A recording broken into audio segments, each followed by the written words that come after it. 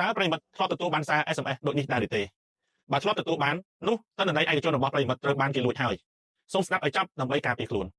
នៅពេលដែលប្រិមិត្តទៅកាន់ពលានយន្តហោះឬជិះកាត់កាស៊ីណូឬតំបន់មួយចំនួនប្រិមិត្តនឹងទទួលបានសារបែបនេះវាបញ្ជាក់ថាទូរស័ព្ទរបស់ប្រិមិត្តលែងតភ្ជាប់ទៅបង្គោលសេវារបស់ក្រុមហ៊ុនទៀតហើយគឺវាភ្ជាប់ទៅកាន់បង្គោលសេវាខ្លែងបន្លំដែលជនខិលខូចដើរតួជាអ្នកផ្ដល់សេវាទាំងសំឡេង SMS និងអ៊ីនធឺណិតការខ្លែងបន្លំនេះឲ្យឈ្មោះថា Fake Cellular Base Station ឬក៏ IMSI Catchers ឬក៏ Rogue Base Stations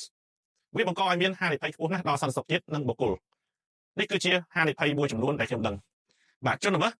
អាចលួចស្ដាប់ការសន្ទនាជាសំឡេងឬក៏សារ SMS ជនល្មើសអាចតាមដានដំណើរទីតាំងរបស់យើងបាទដោយសាររាល់ទូរស័ព្ទទាំងអស់គឺ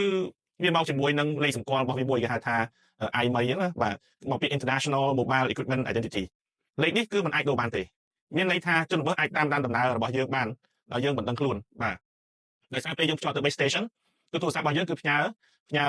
លេខ IMEI របស់យើងហើយ base station ហ្នឹងគឺមានលេខហ្នឹងអញ្ចឹងវាកត់ត្រាទុកភាគច្រើនអ្នកដែលធ្វើពាណិជ្ជកម្មនោះគឺគេត្រូវការមែនតើក្រុមហ៊ុនពាណិជ្ជកម្មគេត្រូវការ IMEI ហ្នឹងដើម្បីសម្គាល់ថាយើងគឺជាមនុស្សមួយណាបាទអញ្ចឹងបើសិនជាគេមានលេខទាំងអស់របស់យើងគឺគេអាចតាមដានយើងបានបាទមួយទៀតគឺជនល្មើសអាចលួចទិន្នន័យរបស់យើងបាទជនល្មើសអាចដើរតួជាអ្នកផ្ដល់សេវាអ៊ីនធឺណិត 4G ឬ 5G ទៅតាមបង្តែនរបស់គេតែគេនៅកណ្ដាលហ្នឹងអាចលួចបន្លំខ្លួនទៅជា website ឬក៏ជា endpoint នៃ app ធនាគាររបស់យើងដើម្បីលួចលេខសម្ងាត់ដោយសារនៅពេលយើង authenticate website ឬក៏កងធនាគាររបស់យើងtoken authentication ឬក៏ password ហ្នឹងគឺវា send ទៅកាន់ endpoint អញ្ចឹងបើសិនជាជនល្មើសហ្នឹងគាត់ set up endpoint មួយនៅកណ្ដាលហ្នឹងដែលបន្លំគឺគាត់មានលទ្ធភាពអាចលួចបានប៉ុន្តែចេះកុំអាប់បារម្ភដោយសារ browser របស់យើងឬ app របស់យើងមួយចំនួនធំជាពិសេសខាងធនាគារនេះគឺគេការពារ security មែនតើបាទនៅក្នុង platform ខ្លះនៅ system ខ្លះគឺវាសួរសំណួរយើងវាសួរសំណួរថាwebsite នេះឬ endpoint នេះហាក់ដូចជាមិនមែនជារបស់ពិតទេតើអ្នកសម្រេចចិត្តយ៉ាងណា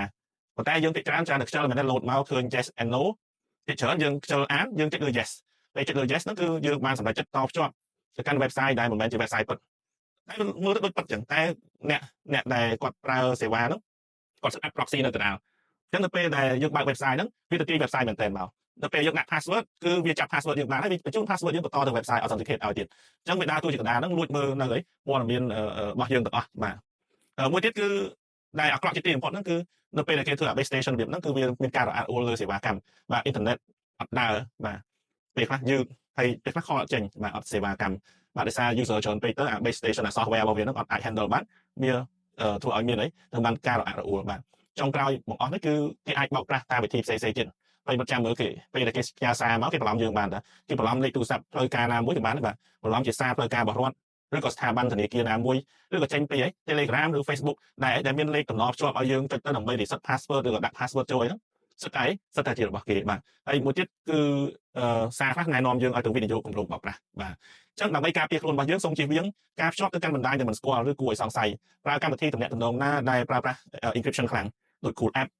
ឬក៏ Telegram យើងប្រើ Secret Chat បាទដែល end to end encryption ជាដើមនិងឧស្សាហ៍ update ទូរស័ព្ទរបស់យើងឲ្យទាន់សម័យកុំបើក website ណាដែលបានមកពី SMS ឃើញ SMS ផ្ញើ website មកកុំបើកជាពិសេសដល់ពេលបើកឲ្យវាឲ្យយើងដាក់លេខសម្ងាត់បាទពេលខ្លះ website ហ្នឹងគ្រាន់តែយើងបើកហ្នឹងគឺមេរោគចូលបាត់ហើយដោយសារបើយើងអត់ update ទូរស័ព្ទយើងឲ្យទាន់សម័យទេយើងច្បាស់ជានៅក្នុងសម័យចាស់ហ្នឹងវាមាន zero day vulnerability ពេលខ្លះគ្រាន់តែទទួល SMS ដែលមាន special character ហ្នឹងក៏គេអាច take over ទូរស័ព្ទយើងបានដែរបាទទីបញ្ចប់ដើម្បីចាប់អ្នកខ្លែងបន្លំនោះបានវាជាការពិបាកដល់យើងត្រូវការប្រើឧបករណ៍ដែលមានតម្លៃថ្លៃច្រើនគ្រឿងបាទដើម្បីឲ្យយើងកណនីចំណុចប្រសពវាបាទដោយសារត្រូវមាន 5-6 នាក់កាន់ mobile detect មួយនោះហើយត្រង់ឯកsignal ហ្នឹងមើលឲ្យខ្លាំងឬខ្សោយវាមិនទៅកណនីទៅរកចំណុចប្រសពឃើញដើម្បីឲ្យដឹងថាទីតាំងដែលគេ broadcast signal ខ្លាំងៗហ្នឹងនៅកន្លែងណាបាទហើយទៅពេលយើងកណនីបានហើយហ្នឹងក៏ត្រូវការ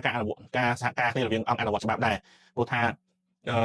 អ្នកអនុវត្តច្បាប់ជាមួយនឹងអង្គអាយកាហ្នឹងគឺត្រូវសហការគ្នាភ្លាមៗដោយសារត្រូវការមានការឆែកឆេរភ្លាមព្រោះថាជនល្មើសវាលាក់ខ្លួននៅក្នុងបន្ទប់បាទយើងរកវាអត់ឃើញទេអញ្ចឹងពួកជនល្មើសវាមិនគ្រប់ច្បាប់ទេតែអ្នកអនុវត្តច្បាប់កាលណាយើងធ្វើមានកំហុសបច្ចេកទេសបន្តិចតួចវាកើតជារឿងពិបាកច្រើនដូច្នេះសូមឲ្យប្រិយមិត្តមានសុវត្ថិភាពទាំងអស់គ្នាបាទសូមជូនពរបាទ